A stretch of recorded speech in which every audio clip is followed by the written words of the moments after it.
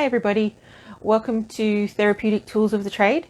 So tonight's video is going to be based on continuing professional development requirements. I know it's not a particularly exciting topic, but it's a very useful and very relevant and potentially very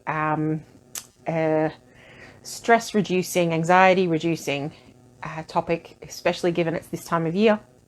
Normally this is when, you know, the psychs that I supervise or that might be working with us start to go, oh, there's a month left and I'm lots of hours behind in my CPD, help, I need lots of PD. And this video is all about, if that's you right now, that's fine, that happens. Perhaps this might help make up some of those hours now, but it's also about getting you into the best place possible for next year so that you don't have to hit this kind of November wall again. Planning your PD in advance. First step to reducing the headache of November PD time and reducing the anxiety around November PD time. Second step is having a reliable way to record and manage your PD so you know what you're actually up to. There are lots of ways to do this. So APS has online logbooks, APRA has templates you can download, you can completely just come up with your own Word or Excel document that's going to record it. I always found the problem with those was remembering to do it. So when you're sitting in the PD and you're taking notes or whatever it might be, I can have all the best intentions of the world. Yep, I'm going to go home, I'm going to record this, and I never really did. And if I was ever audited, as happened to a colleague of mine, it would have been a nightmare having to go back. So remember, if you're audited, you've got 28 days to produce your logbooks and your reflections, and that would have been a nightmare.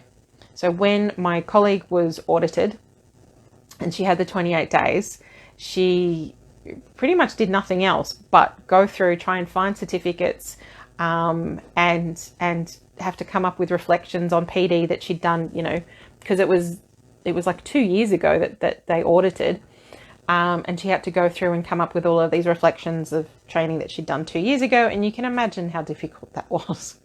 And at the end she had a pile of papers like this thick that was the logbook and the reflections and all of this kind of thing. And she was fine and it all passed, but it was a rough month for her. So the way that I have been doing it this last 2 years is using an app, because we use our phones all the time.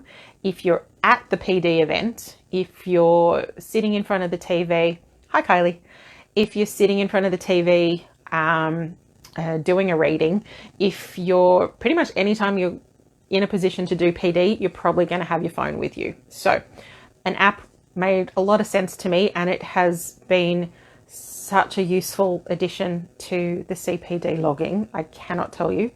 I don't get an endorsement or anything from this app. It just so happens to be the one that I found and that I really like.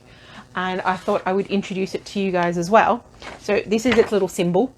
So it's AusMed CPD. And there's an app and a website, and you can use both or just one. But the really, really nice thing is it makes logging the PD so easy. It literally takes you through step by step. So since I'm using my phone to do the live stream, I thought I'd bring it up on the iPad. So really hoping there's nothing on here that, well, no one steal my identity, please. So it just, so it just comes up. That's the home page, and it gives you an idea of what you've done, how many hours you've done, how many hours you've got left to do. Oh, thanks, Kylie. That's very kind of you. This is one I changed my account mid-year, so this is the one I was kind of halfway through, and then I changed my account. But all you have to do is hit the little plus button. That's really hard to do backwards. And it asks you what type of PD are you documenting? Peer consultation, reading, online. And I should say, when you set this up initially, it asks you about if you're a psychologist, if you've got endorsement, if you're a counsellor. It asks you and then tailors what you have to enter to your particular field, which is also really handy. So I'm not going to go through the whole thing because trying to enter it on the iPad is quite tricky. Entering it on the phone or the laptop, really easy, but I'm terrible at typing on the iPad. So I'll just tell you what it helps you to log. So you go in, what type of learning was it? Was it online? Was it peer consultation? Was it CPD, reading, whatever it might be? I should note as well, there's a lot of confusion about active CPD versus, I suppose, passive or inactive CPD. Active CPD is optional. So it's great if the learning gives you some sort of chance to write about it or give an oral presentation, because just in terms of our learning, often that helps to cement things for us. But you don't have to have a certain number or percentage hours of active CPD anymore. Now it's just, it's optional. As long as you can demonstrate the learning and the reflection, which the AusMed CPD app really has helped me to do. So you put in the type of learning, you put in the description. So most recently, I had an individual supervision session. So I just put individual supervision, the date, who provided it, what was the purpose or what was discussed, who attended. If it was a group supervision, you can put in if there were other people in attendance.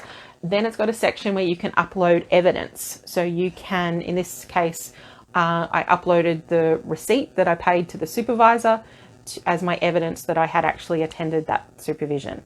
If it's a face-to-face PD and you get an attendance certificate, that's where you can upload it, and it keeps it all there for you.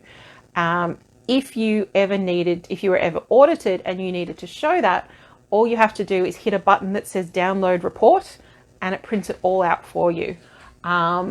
It either prints it out or saves it as a PDF. So you can either email it to APRA or send it in printed out. It's so easy. If you're doing other PD, so not just peer consultation, it also prompts you to do reflections.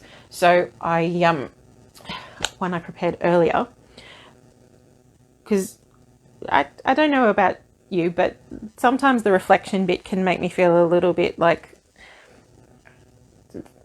no, I can't say that on a live stream. It can feel a bit strange. It can feel a bit forced is probably a good way of putting it. But this gives you lots of prompts that helps put things into a bit of order. So an online thing that I did, I did not type that much. A lot of that is pre-filled for you. So it gives you prompts such as, this online learning provided me with, and then it gives you a drop-down box, and you can say it provided me with new knowledge, it provided me with confirmation of things I was already doing. It's quite a long list. It was directly relevant to my scope as, and then you can, again, you've just fill in as a clinical psychologist, as a supervisor, as a psychologist, as a whatever it might be. I undertook this activity to learn, and then again, it gives you lots of prompts. So you can say, I undertook this activity to learn how to better engage with clients, or I undertook this activity to, what did I put on this one? To better learn how to apply the theories to practice. Then it asks, are you likely to make changes to your clinical practice based on this? So it gives you those prompts all the way through. And as you're answering yes or no, I think the longest part that I actually typed was,